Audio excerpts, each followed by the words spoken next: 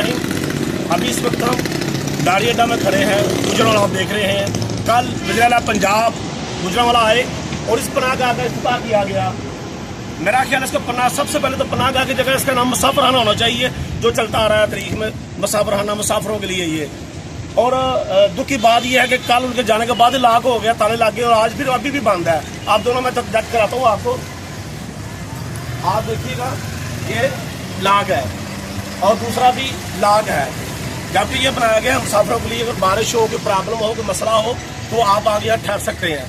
तो ये लॉक है। मुसाफिर बारिश में फिर आपको दिखाएंगे, मुसाफिर बारिशों में इधर उधर बेचारे जगह ढूंढ रहे हैं। वो कल ही इफ्तिताह भी हुआ है। ये धोखा क्या, किसको धोखा दिया है? ये क्या फ्रॉड है? ये मुझे बताएं। एक तो मुसाफिरखाना है, ये खुला होना चाहिए और इसकी कौन इसका इंचार्ज है या कोई मौजूद होना चाहिए। क्या इसी तरह जो पिछली हुकूमतें करती रहे और ये भी ऐसी हुकूमत करेगी कि बस फित्ते काटे और गायब और हर चीज़ गई खू खाते? मुझे उम्मीद है आप इसको फॉलो करेंगे, यहाँ रहने वाले जो शहरी वो भी फॉलो करेंगे इंशाल्लाह। शुक्रिया।